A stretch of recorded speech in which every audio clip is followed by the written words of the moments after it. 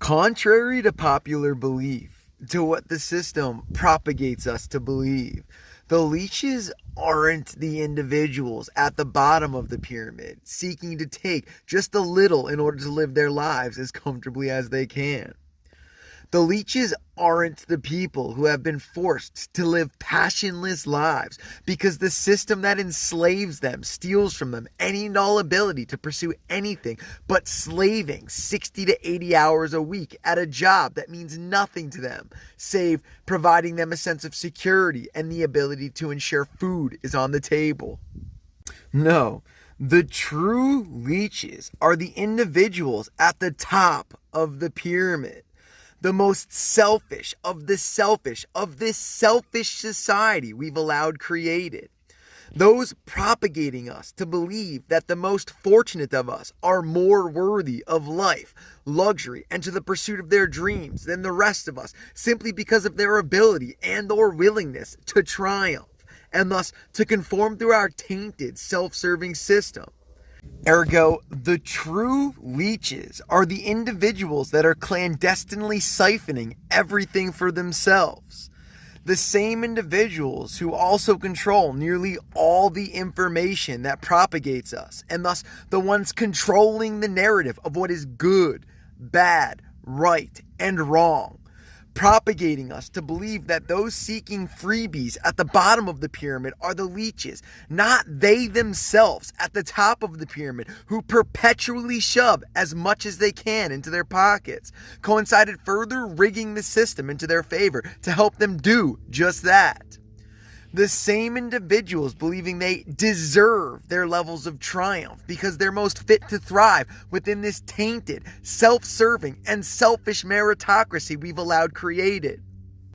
To be quite blunt, America and capitalism has been perverted, and that is the blatant truth of the matter. This country that was literally built on the foundation of harboring immigrants that had been abandoned by their country, whose descendants now feel they are entitled to this country, whilst immigrants seeking solace from their countries are carelessly turned away.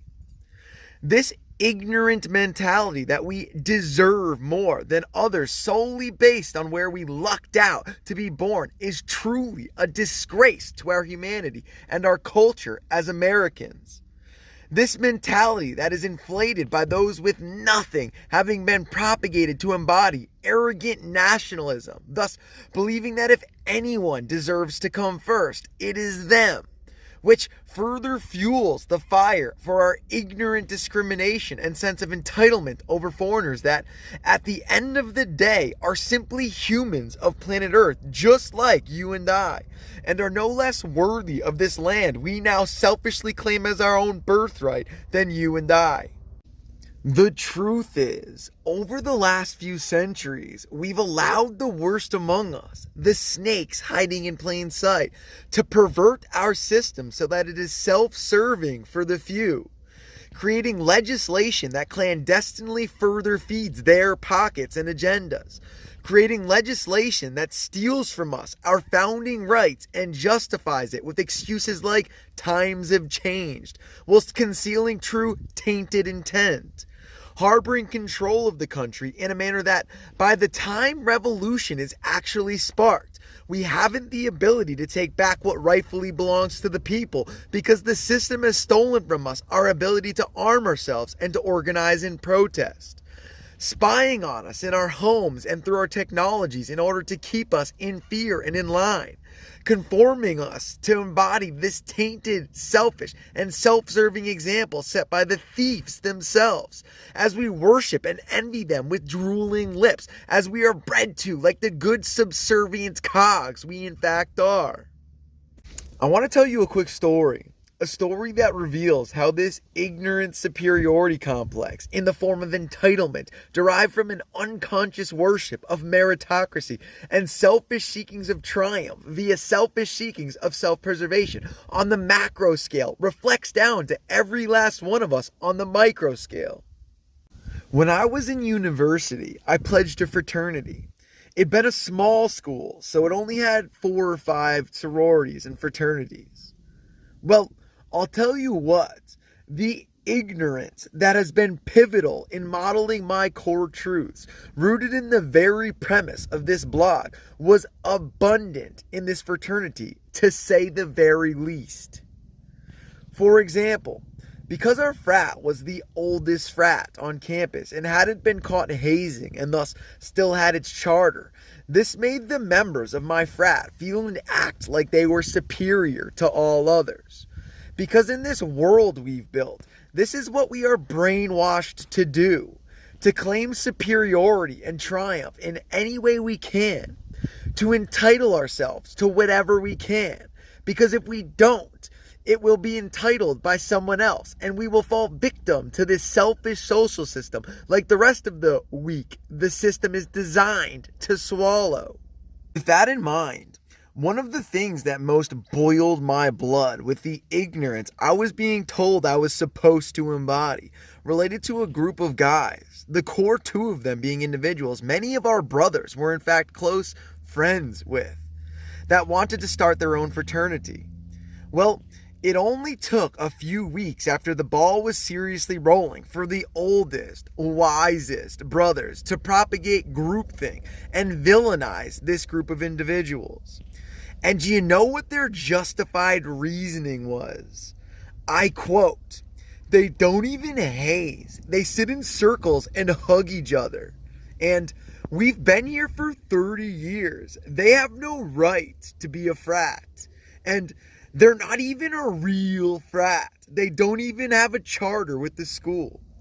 And this only fed the ignorance that ensued in the form of intolerance, judgment, and prejudice, amidst so much more that drove me to the point of insanity. Though all of which, of course, was hidden behind in-group settings where only we on the inside knew how ignorantly we spoke about this particular organization and about pretty much everyone else at the school at that. All for the illogical and ignorantly justified reasons like those stated above that don't even make any real sense as to why we deserved to judge and prejudice against our peers. Of course, as mentioned, we had our public facades. We were active on campus doing community service each week, always wearing our grandiose smiles, and we did our big fundraiser each year. We even had our moral credo: respect, honor, and brotherhood. Respect, honor, and brotherhood. What a joke. If only you knew. Because a facade was all it was. Being the ignorance in the form of prejudice, judgment, and intolerance we embodied within closed social settings was utterly disgraceful and clearly a quite different statement than what we presented to the public. Ergo, a facade. But this isn't a statement of just this frat. These surface facades, this superficial, duplicitous, and two-faced behavior are a statement of our entire society as a whole. Because literally every social network I've ever been blessed to interpret all across the US and overseas from an insider's perspective has embodied this same ignorance to varying extremes and in their own subjective ways. In which the truth that has become blatantly apparent to me is, some of us quite sadly live to breed such ignorance into the world as mentioned above. Some of us only conform to it out of selfish seekings of self-preservation and to find acceptance in a world that is owned by the darkness. And the remaining few that fight back are easily demonized and dehumanized by the same sort of ignorant and illogical justifications that the former so willfully embody, until they too conform out of selfish seekings of self-preservation. The point is, this ignorance on the micro level derives from the ignorance that is embodied on the macro level, and thus is taught to us from the macro level.